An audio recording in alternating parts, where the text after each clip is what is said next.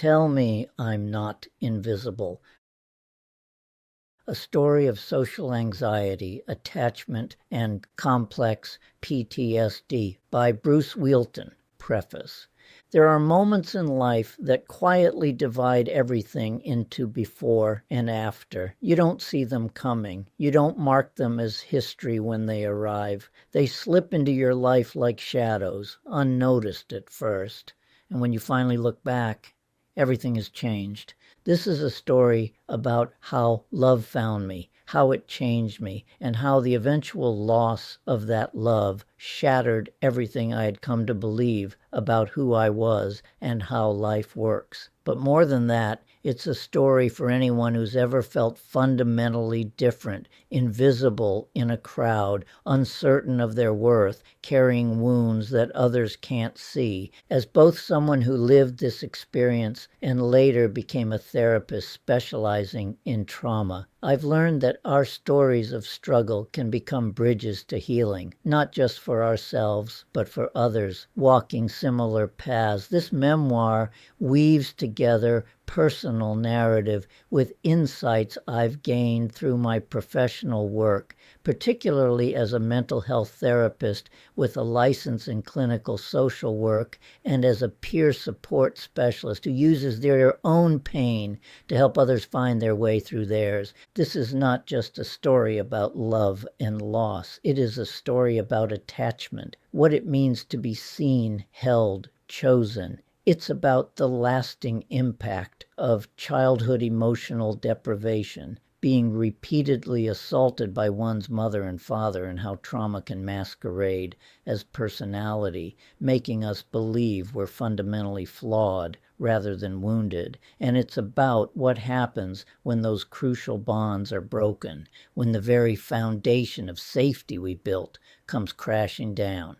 Despite carrying the same name as my father, Bruce Martin Whealton Sr., I, Bruce Martin Whealton Jr., was not shielded from the many years, year after year after year, of unpredictable physical assaults by Kathleen Whealton, and to a lesser degree my father, Bruce Whealton Sr. If you've ever struggled with social anxiety that felt like selective mutism, if you've wondered whether you might be on the autism spectrum only to discover your differences stem from trauma, if you've lived with the deep shame of believing you're unlovable, this story is for you. For some reason, this seems to be the latest fad where being on the spectrum is being embraced by many to celebrate their differences, which is good, but it might not fit you. It's for those who understand what it means to feel like a ghost in your own life, for survivors of narcissistic abuse, and for anyone grappling with complex PTSD symptoms that seem to emerge just when you thought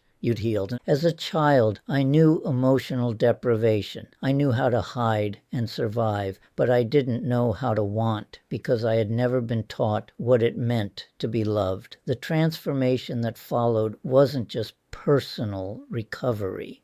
It became the foundation for my life's work, helping others who carry similar wounds. Then I met Kelta and then Lynn. Through these women, I tasted the kind of connection I once believed was reserved for other people. I built a life. I became a therapist. I knew joy and purpose and secure attachment for the first time. And then in 2000, everything fell apart. What I discovered in that collapse was that healing isn't linear, that attachment wounds can reopen, and that complex PTSD symptoms can resurface even after years of apparent recovery. But I also learned something crucial. Our capacity for connection, once awakened, never truly dies, even when we can barely remember what it felt like to be held. This book is told in two parts. Part one is a love story, a story of healing, of what it means to be truly seen, and how that visibility can transform a life built on invisibility. Part two is about what happens when that love slips away, when loss becomes trauma, when the past you once survived comes roaring back, and when you must learn to live with an activated nervous system that remembers danger everywhere.